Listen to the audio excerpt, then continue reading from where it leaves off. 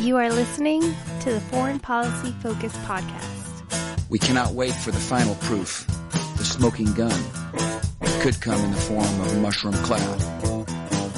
Haven't you driven enough people from their homes already? Bulldoze their villages, seize their property and their laws. They had no part in making it. Now working in Libya with friends and allies, we've demonstrated what collective action can achieve in the 21st century. Now the host of the show, Kyle Ansel.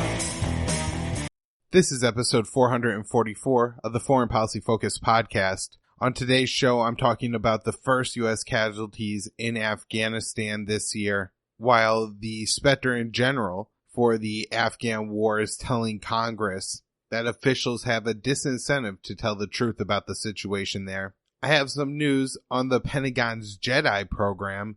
That's their cloud that they want to build, and the legal battles going on as tech companies are clawing over each other to try to get in on the Pentagon's massive budget.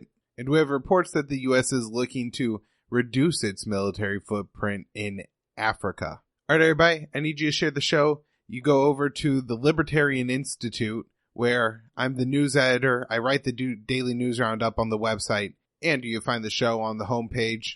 That's at thelibertarianinstitute.org. Subscribe to the show if you're a new listener, and donate to the show at patreon.com/foreignpolicyfocus. So the first thing I want to mention on today's show is about the war coming home, and this is a sense where the war is really coming home. You had a Saudi soldier shoot up a U.S. base, the Pensacola base, kill a couple soldiers. Really horrific, event there. And one of the things that's happened there is that guy had a couple of cell phones, and as what happened with San Bernardino, and I'm sure there's been other examples I just can't think of off the top of my head, they're having trouble getting into the cell phone.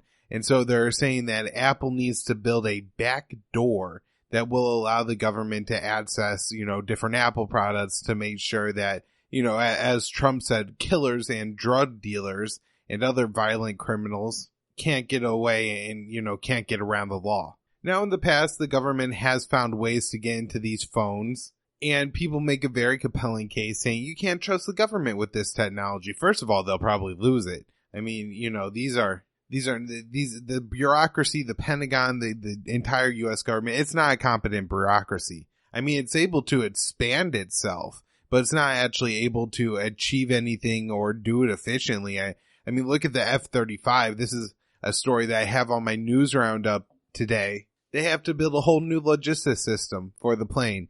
After all these years, decades of spending money, researching and developing this plane, still need a new logistics system because the old one doesn't work, right? It's been played since the beginning. And guess what? Lockheed Martin, just like the rest of the plane, gets to build it. Then, that they're supposed to have it done in 2 years, but it doesn't seem likely. So, these projects don't work out. And yet they spend a ton of money on. So in one way they're successful, and in a lot of other ways, everything they do is a failure. So I don't trust them with that technology. I think it would lead to violations of the Fourth Amendment pretty rampantly. And I understand that, bad people do bad things, and it'd be a lot better if we could, see this guy's entire cell phone history. But unfortunately, the U.S. government is just going to have to find another way to do it. And there are other ways. All right, on to the JEDI program. This is the Pentagon's cloud, and there's been several companies bidding on this for years, and what happened is eventually Microsoft was awarded the contract. However, there was a whole bunch of corruption going on here, and there's different companies have traded different accusations. One of the main accusations is that somebody who was working at the Pentagon and specifically involved in, selecting and advocating for a particular company to be awarded the contract, which I think was worth $5 billion at the time. But I mean, we know how these Pentagon contracts work. They balloon. And so, this is, I'm sure, a huge honeypot. And, once, they're able to, nail down the cloud contract, they're going to be able to use as an argument every time. Well, if you want, linked up with all of our software and doing everything most efficiently, you'll continue to go with us for all of your technology needs. And so I'm sure the industry saw this as just a massive, massive pot of Pentagon government money that they were going to be able to tap in on. And one of these employees ended up signing a contract with Microsoft, but continued to work at the Pentagon. Now, he advocated, I don't believe directly for Microsoft. He advocated for a proposal essentially that benefit the Microsoft position. So I guess when you had all these companies vying and jockeying for this, some of the companies like Oracle, IBM, Amazon, all bunched together and, we're saying that, we are going to do like a 2 or 3 company bid here. That each of us will perform different actions. Whereas, Microsoft was, just their own. And that's what this particular guy, advocated for. So it seems like quite a bit of corruption to me. Amazon has, put up a whole bunch of legal battles to this. This latest one, they have filed an injunction against the Pentagon and Microsoft here. And so they're still trying to get in on this contract. And it just, shows what a mess this becomes. And look, if the U.S. government, you are like, let's say Amazon was in this place, Apple, right? Who is looking to get a massive contract from the Pentagon. I mean, I wouldn't put it past the President Trump. I think a lot of other presidents would be far more tactful about this, but I wouldn't put it past the President Trump, and I wouldn't put it past a company to make a decision to, give the government a backdoor in order to say, look how well we play ball with you guys. Other news in military technology, the military is building this new sighting system that's, going to go on their guns. It's a thermal sight. And it's essentially a camera. I guess it works somehow wirelessly, where a soldier is able to take a gun, show it around the corner, and it has a sight on it, and it allows people to shoot around corners. Now, a lot of people in the military are hailing this as a great technology, but what some people are pointing out is that you completely lose your shooting technique because essentially you're just holding a gun, outside of your body. I mean, you're supposed to have it tucked into your shoulder. So a few special operation soldiers in this article I read were pointing out that you're completely throwing all shooting techniques out the window, and that this is a real problem and could lead to a lot of friendly fire incidents. Secretary of Defense Mark Esper has issued 2 memos in the new year that are working to realign the Pentagon's goals and efforts towards great power competitions. That means they're looking to combat Russia and China versus fighting wars against like Saddam Hussein in Iraq or Muammar Gaddafi in Libya.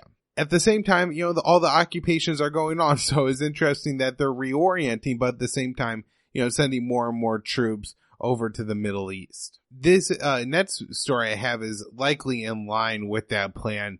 And that is the Air Force is looking to improve the John Mayen Air Base. I'm not exactly sure if it's an American air base or a NATO base, or it seems to be a base of one of the NATO member countries. It is in the Norwegian Sea, about halfway between Greenland and Norway. So it's way up there in the north. And the U.S. is looking to make the runways capable for the B-2 bombers. 2 U.S. soldiers died in Afghanistan. 2 others were wounded. I believe their vehicle hit an IED somewhere. Horrible tragedy. And, let me just go ahead and explain that it didn't need to happen. The Inspector General for the Afghan War, the, actual initials there, SIGAR, because I think it's Afghan Reconstruction.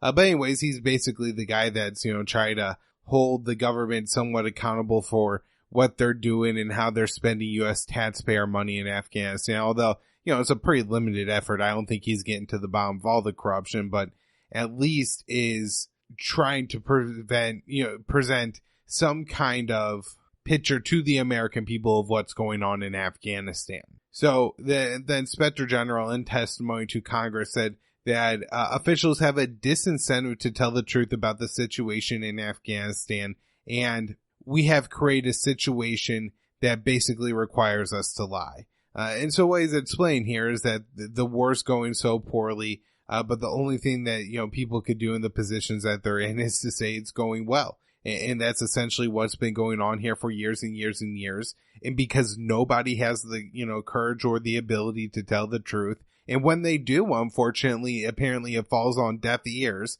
because you had this stupid impeachment nonsense going on over Ukraine Gate. The Washington Post dropped the Afghanistan papers proving, in like mainstream government, generals and, not even like colonels, like Daniel Davis and people going on the Scott Horton show and stuff like that. I mean, this was the Washington Post publishing generals and that the war is a failure and the government's known about it for years. But because when most of the time tells the truth, but in the few instances that they do, nobody cares. It just means Americans and Afghans are going to continue to die in this absolutely pointless effort. All right, so according to some unnamed European sources reporting to, I believe, the Washington Post, the United States threatened a 25% auto tariff on Germany, France, and the UK if those countries didn't invoke the dispute mechanism in the JCPOA. So a part of the Iran nuclear deal, the actual initials for it are JCPOA, there was a dispute resolution in case somebody was able to provide intelligence that Iran was violating the nuclear agreement. The U.S. withdrew from this deal in 2018, and this had a couple effects. One is that the U.S. can no longer object and say the Iran was violating the agreement because they were no longer a part of the agreement. So the reason that the U.S. has to pressure Germany, France, and the UK to make this move is because they can't do it themselves. It also had another impact because when the Iranians agreed to limit their civilian nuclear energy program, the U.S. also agreed to lift sanctions. And as a part of the agreement, the Iranians said that, hey, if the U.S. bats out on this, then we could also take, less restrictions on our civilian nuclear energy program. So that's not saying that,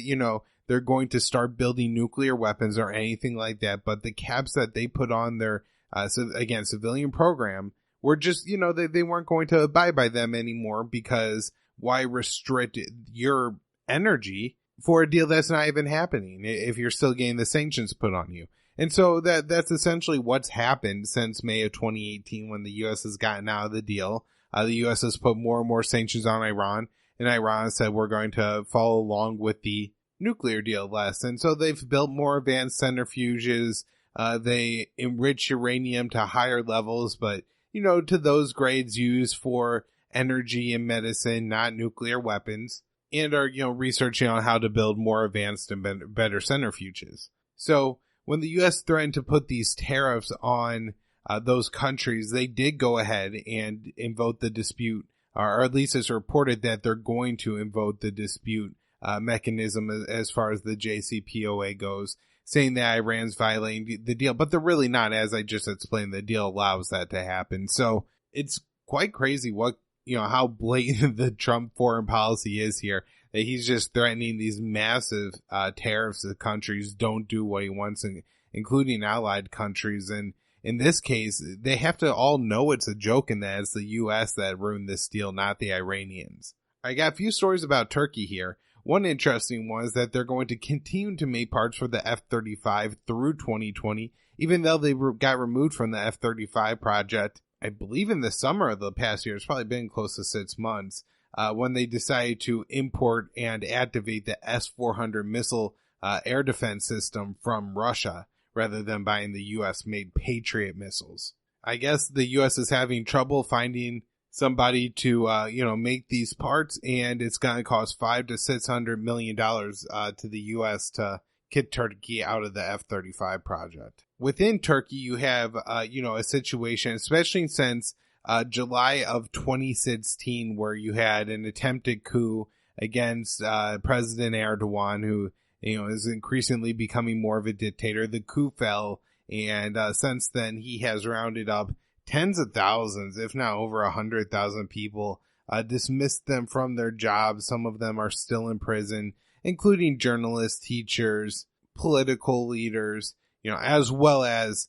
people who were aligned with the guy he believes was behind the coup attempt against him. So even this far after, we're in 2020, and that was the summer of 2016, 176 soldiers were detained because of their connection to the suspected mastermind of the coup by Erdogan, which is somewhat contested, and I'm not sure I exactly believe the Erdogan narrative, but that is Fatah Gulen, who's actually living in Pennsylvania. After 2 years, Wikipedia has been reactivated in Turkey. It was shut off by the government, and a court ruled that the ban was a violation of freedom of expression. In Egypt, the Turkish media outlet was raided in the country's capital, and apparently 4 of their journalists were detained. I got some news on Yemen where the horrific war continues, and I feel like I haven't been talking about Yemen enough on the show recently, but all I most of the time had to say is it's getting worse. It's winter right now in Yemen, and 12% of the population is apparently displaced. Tens of millions of people in Yemen are in need of humanitarian assistance. Hundreds of thousands, if not millions, are right on the brink of famine. 100,000 or so people, by ACLED, counting rather than general estimates on how many people have starved to death and died of cholera. 100,000 plus people have died in this war now. It's unbelievably cruel and horrific what's going on there. In the latest outbreak is dengue, which is a fever, and 78 children have died from it. Over 180 people died from it in 2019 in Yemen. They fear that this latest outbreak could spread and that a lot of children could be in danger here. So, something really needs to be done. As I've explained in the past on the show, maybe I should do a more in-depth episode on Yemen. The 5th anniversary of this war is coming up here in a couple months. But starting in 2015, Saudi Arabia waged a brutal air war against the country. Martha Mundi has described it as a food war. There's a blockade of the country, at times an absolute blockade that didn't even let food aid, fuel and medicine, chlorine tablets into the country. I mean, they're in an absolutely dire situation. Children are starving to death. Bombs have hit water treatment facilities, schools, weddings killing dozens, school buses killing 44 children, funerals killing over 100. I mean, what's going on there is absolutely horrific. And while Saudi Arabia is the main country waging that war, it is backed 100% by the U.S.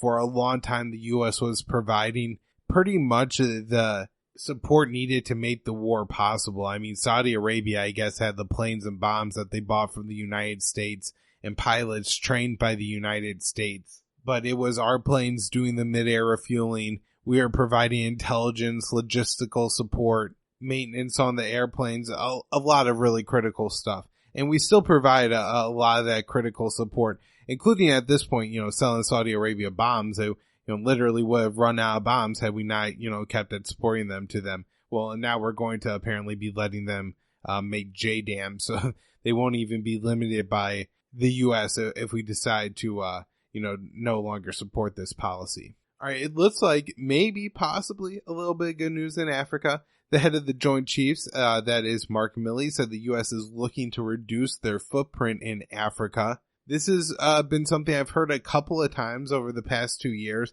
and it seems to me that the U.S. is only expanding in Africa.